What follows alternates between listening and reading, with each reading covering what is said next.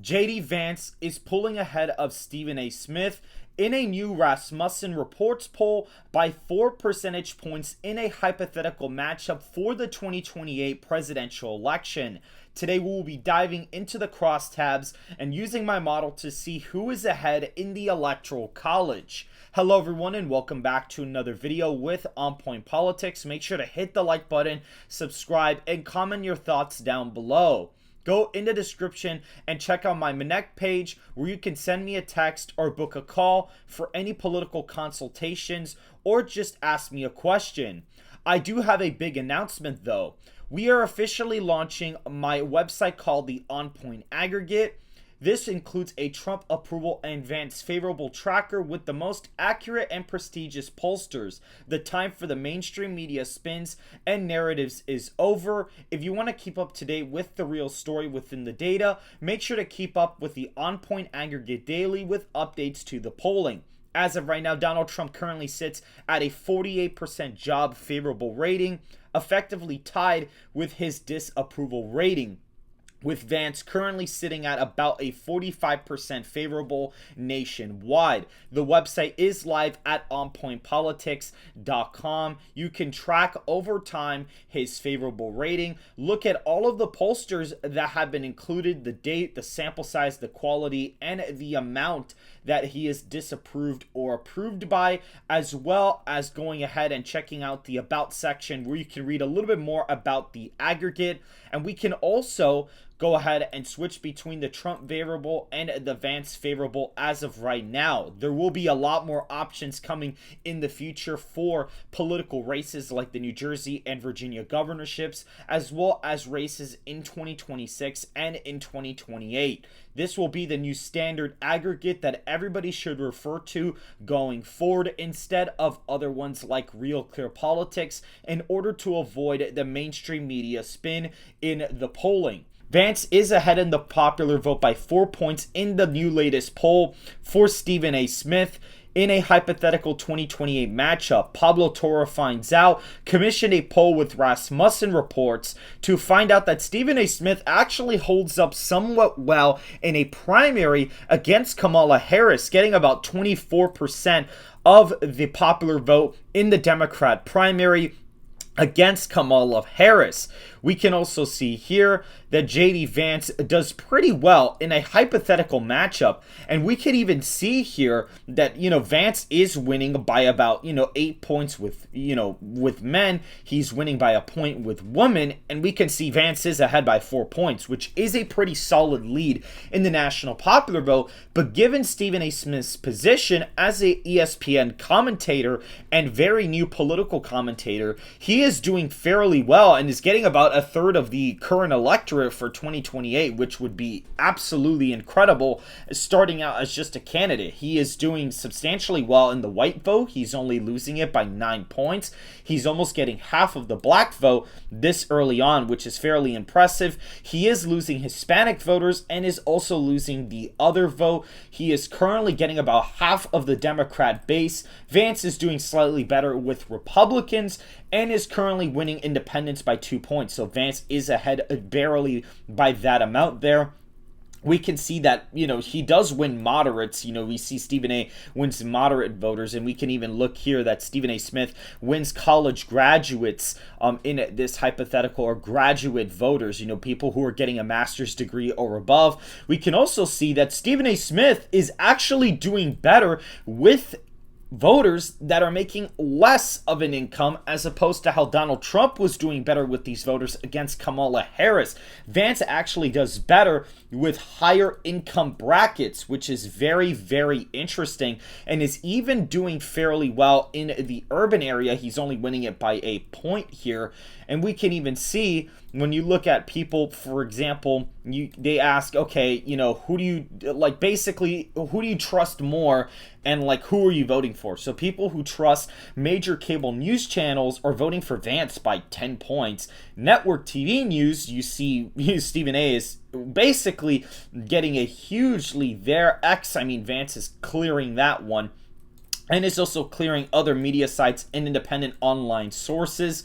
So that is also very interesting. Here we can see Vance is getting 71% of the Trump vote from 2024. People who didn't vote, Vance is actually getting a slight chunk of them as of right now. And we can see here the other vote is actually breaking for Stephen A. So the third-party voters are breaking for him from last year. And, he's getting about 59% of Harris voters as well. And so this is a very, very interesting experience here. People who actually preferred an experienced politician on the Democratic side are voting for Stephen A. by a lot. Never been a politician before. Vance is clearing that margin by a lot. And we can see even the people that are not sure, Vance is doing very, very well with those voters. People who are very familiar with Stephen A. Smith's sports media personality are still breaking for Vance quite a bit. So Stephen A. actually has to do some work in order to prove himself as an actual presidential candidate and not just right off the back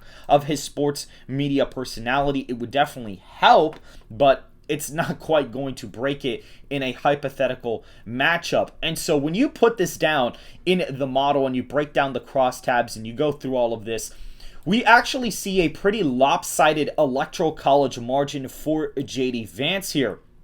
We will start filling out the map.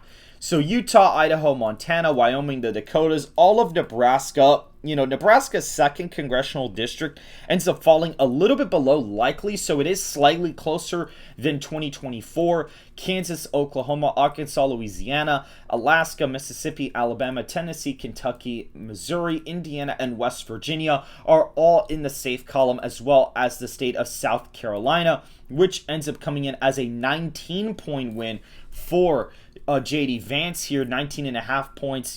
Trump won it by 17.9. So a slight gain in the state of South Carolina there. We can also see Iowa, Ohio, Texas, and Florida are all in the safe column, as well as the district, the second district in Maine is a 13-point win this time around for Vance. So he improves there by 4 points from Trump's margin back in the previous cycle there. So 219 safe electoral votes. Iowa ends up coming in as a 13-point win. It is almost the exact same margin as 2024. So it's basically a wash. Ohio ends up shifting to the right by about 4 points from the last cycle. And we even see Florida and Texas are above 12 points, but they now are in the safe column. Texas being a 17-point win, and Florida almost cracking an 18-point margin for J.D. Vance. We can go throughout the map. California ends up only being a 15-point margin for Stephen A. Smith, so he doesn't particularly do that well there. Again, this is a very early poll.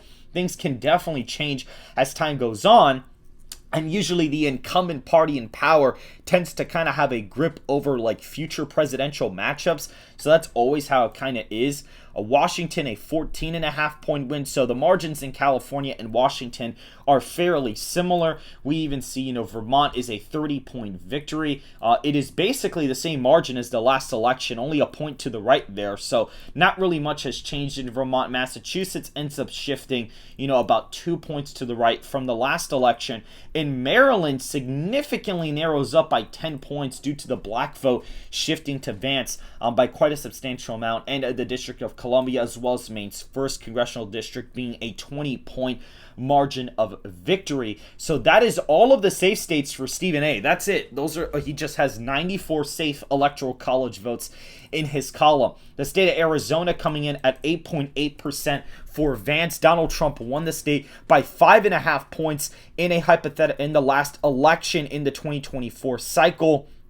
We can actually see here that Donald Trump won Maricopa by 3.5% in the last presidential election. I'd expect Stephen A. to make some gains here while Vance continues to pick up in the rest of the state. So that is something that I'd expect going forward into the next election. Nevada ends up coming into the likely column at 10 points for Vance. So this is a 7-point shift. I mean, at this point, Vance would just be winning Clark County at that point. And remember, Vance is ahead with Hispanics in this hypothetical matchup, and so that is why you're seeing such strong numbers in Nevada and Arizona for JD. We even see Oregon falls below the 12-point threshold for being a safe state, so it falls below the 12-point category there, which is absolutely insane.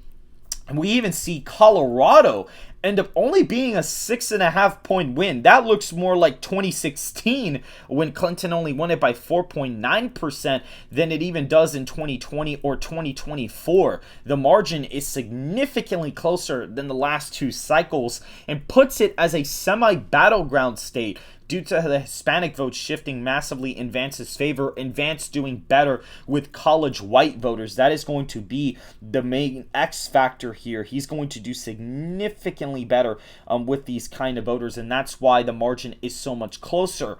In the state of Illinois, a 9.5-point win for Stephen A. Smith in Illinois. Vance continues to gain in some of the rural areas while the city areas kind of shift left a little bit with Stephen A. on the ballot.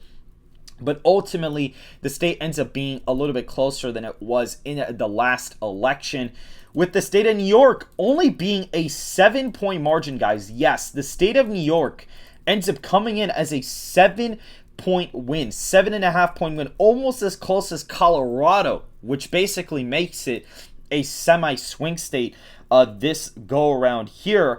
And we even see, for example, Connecticut, Rhode Island, 10.5-point win in Connecticut for Stephen A. 9-point win in Rhode Island. Absolutely terrible there. And 10.5 in Delaware. So those are horrible margins for Stephen A. Smith going into the next election. Those are terrible margins. And even Hawaii dropping below 12 points and is only a 11.8 percentage point victory for Stephen A. So the state ends up getting closer in the next election, which is just absolutely ridiculous to even see Hawaii become a sort of a swing state. And we look at the map here, and there are a couple more states to fill in. The last likely state actually ends up being New Hampshire. Yes, New Hampshire actually ends up voting for Stephen A. by quite a bit. I think that he probably ended up doing fairly well here. With the type of candidate he is more of that moderate candidate, and candidates like that tend to do pretty well in New Hampshire. And so I would not be surprised to even see him do fairly well there, despite him underperforming in the rest of the nation. So that is that for the state of New Hampshire. Definitely not the same state it was a couple of years ago. But besides that, these are all of the swing states that we have to fill in. North Carolina actually comes in as 8 points, similar to Arizona actually. So North Carolina ends up shifting completely away from Stephen A. Smith, which actually puts him at 252 in the Electoral College. The state of New Mexico ends up flipping to Vance by 3.3%. So Vance actually has a pretty easy time winning the state of New Mexico in a R+4 national environment, especially because of the Hispanic vote shifting away from Stephen A. Smith. So that is definitely something really interesting to take a look at there. The state of Georgia, a 4.9 percentage point win. The Atlanta areas are definitely going to move left in this cycle, but Vance would just improve in some suburban and rural areas by so much that he ends up shifting the state to the right from the last cycle. So there you go. Vance would once again pick up the state of Georgia for the Republican Party. And you have the Rust Belt here. Vance wins Wisconsin by 3.5 points. Michigan, I believe, by 4.1. And then Pennsylvania by 4.8%. So there is the Rust Belt trio that comes in. And he is dominating in the Rust Belt here. Not even a close selection in the Rust Belt states. Minnesota ends up being just under 2 points. It is a tilt margin, 1.9%. Stephen A. holds up in the Minneapolis area just enough in order to make it a tilt state. Nebraska's 2nd congressional district, a 3.8 percentage point margin for Stephen A. Smith, and Maine at large about a 4.8 percentage point margin. So it shifts to the right by about 2 points in this hypothetical matchup here. Virginia is also just below the 2-point column, just barely below the 2-point column there. Barely in that column there at just 1.7% for Stephen A. And New Jersey barely going to Stephen A. Smith, the closest state on the map at just 0.4% for Stephen A. If it were to flip, it'd be a 331 Electoral College win for JD Vance. So New Jersey would basically be a swing state. It would be like a pure toss-up swing state within a couple thousand votes. Election day would basically decide who would win that battleground state at the end of the day. But with the final map here, Vance with 317 Electoral College votes to Stephen A's 221. Again, it is 4 years out. There is a lot of time for Stephen A to prove himself as a hypothetical presidential candidate. But right now, incumbent Vice President JD Vance would sweep the Electoral College map against ESPN commentator Stephen A. Smith. If you guys did enjoy this video, make sure to hit the like button and to subscribe if you want more content just like this. And I will see you guys in the next video. Don't forget to check out onpointpolitics.com, where you can see accurate aggregated polling data, and as well as reach out to me on Connect. Have a good day, and I will see you guys very, very soon.